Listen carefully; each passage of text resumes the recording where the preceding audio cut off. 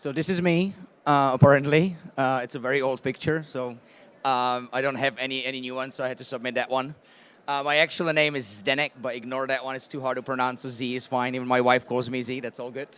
I'm going to send you to start with this weird green box. Feel free to take a picture and wander around it. I'll explain at the end why the heck this exists. But as this is about marketing rules and talk in general, like how we can approach marketing in... Is it better now? Can you hear me? Okay. How we can approach marketing with new rules or new developments, new ideas. This is a good example which I kind of brought to you guys, but I'm going to talk about a little bit in general how we got to that idea and where we go. So, we all know that there is a little bit of a problem with climate. We can all agree or disagree who the heck caused it. Is it just a normal occurrence in the nature, or is it actually human beings on this planet? I as well like to always talk about we are not trying by our actions to save a planet. The planet doesn't give a shit. We are trying to save ourselves on this planet. The planet will be here. It's just if there's another cockroach trying to escape out in 17 million years and become a new human species. So it's not about saving a planet, it's about actually saving ourselves. Through this process, I actually learned myself that I am a Gen Xennial. I don't know if you guys know what that means, but apparently it's between Gen X and Gen Z.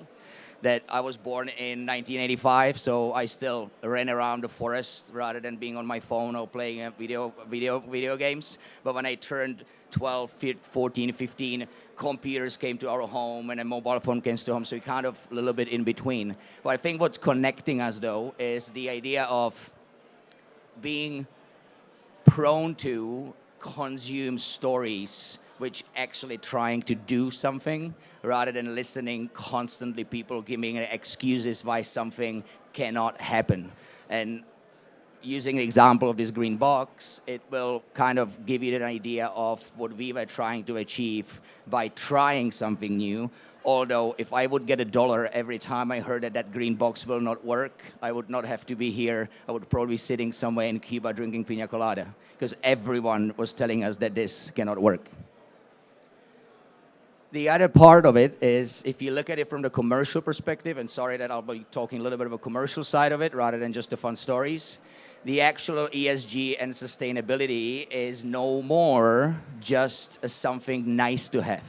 If you look at any one of these people who actually partnered with us for this green box, they all having the actual ESG part of the bonus structure, part of the KPIs.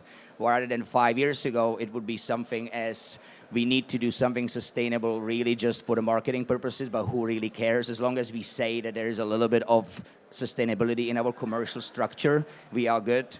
No more the case.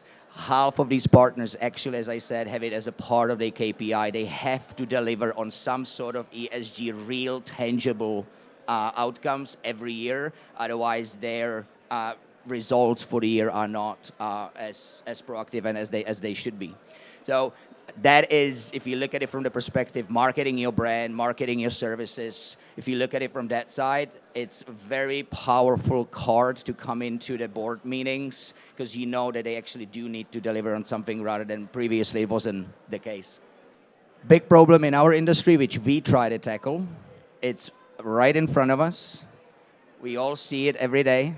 I don't know how many of you guys run bars here or how many of you guys are brand managers or portfolio managers or distributors, but everything we do in our industry, all of these glass bottles, they are our number one marketing tool. We want to keep that marketing tool, but we at the same time want to look at what that marketing tool does to our world in terms of sustainability. There's 70 billion glass bottles thrown away every single year.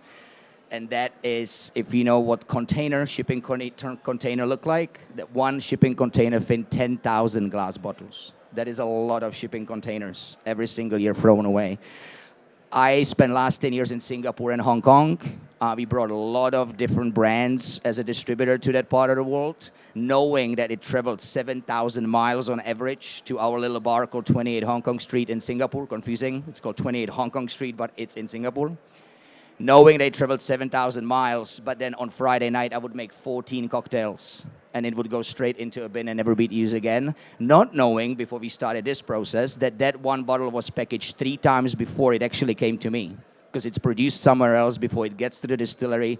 There it's filled, then it's repackaged, has to go to one warehouse, there it's broken into pieces and then repackaged again, etc., etc., etc. So 70 billion glass bottles was a problem we saw and started to work on what we can do with it.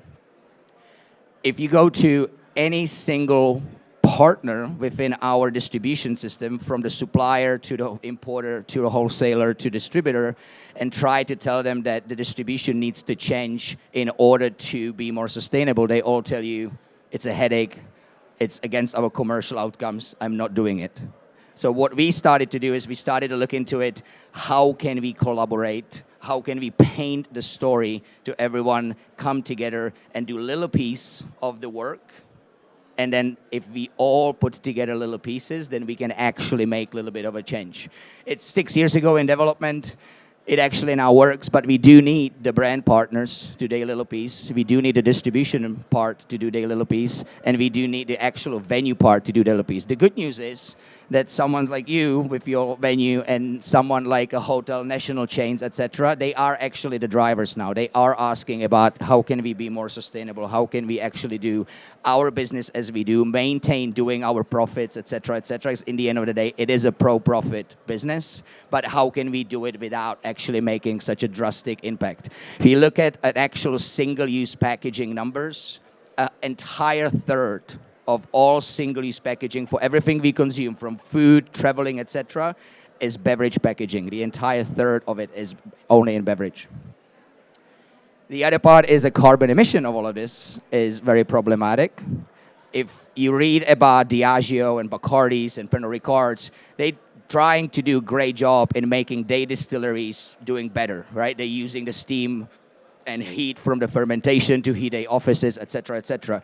If they would completely eliminate all of their carbon emissions from their production, it's only 8 to 10% of the carbon footprint throughout the whole network of a distribution. 90% comes from when the product is actually finished and then it's delivered to the bar. That journey creates 90% of all of the carbon emission. And so that was the second problem we've seen, and we try to tackle it, and that's why that little collaboration between each of the party had to happen, because it is hand to another party in the party, and unless we collaborate, nothing can really change.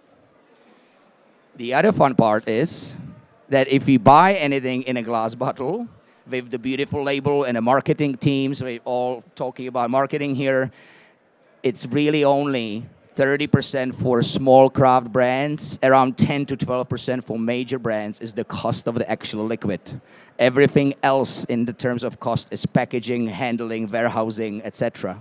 So if you actually look at it from that perspective, there's a lot to be saved, and that can be replenished and reused for development of your team, for development of better juice, better liquid, for developing local communities, etc., etc. So it actually can be, as Bill Gates would always say, everything green has to have a green premiums. I call bullshit. It does not need to be that way. You can actually create green, sustainable options, which can actually as well commercially be viable. But again, you need to connect all of the pieces together.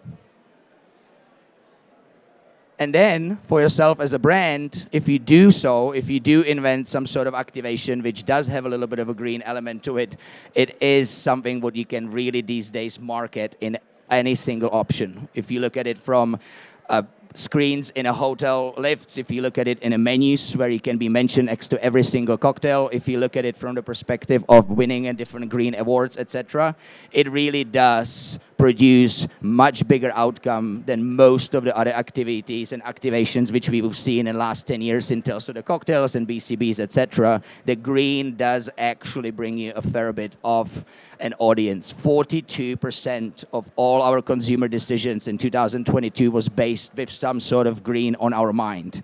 That is an 18% uptick from 2021.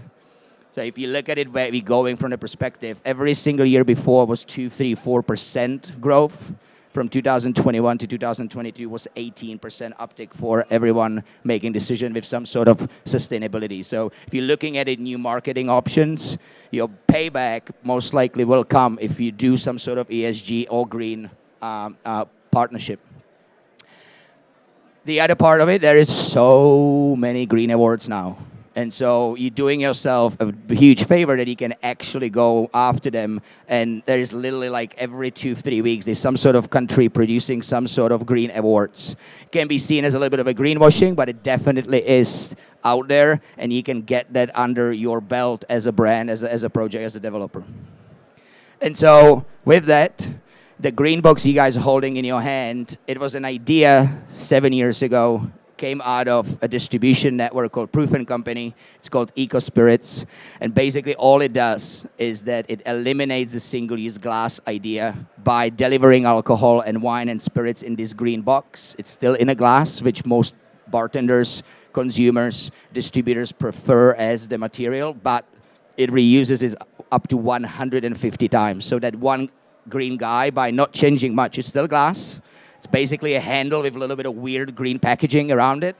That one little guy saves 600 glass bottles, entire pallet of a product in its life cycle before it's recycled. And again, it's not rocket engineering. We're not reinventing the wheel. It's a damn keg for booze. But it works in a way that if you connect everyone together and tell the story around it, you can actually make a huge impact. And that 70 billion glass bottles, our mission is to eliminate as much as we can from it. Thank you.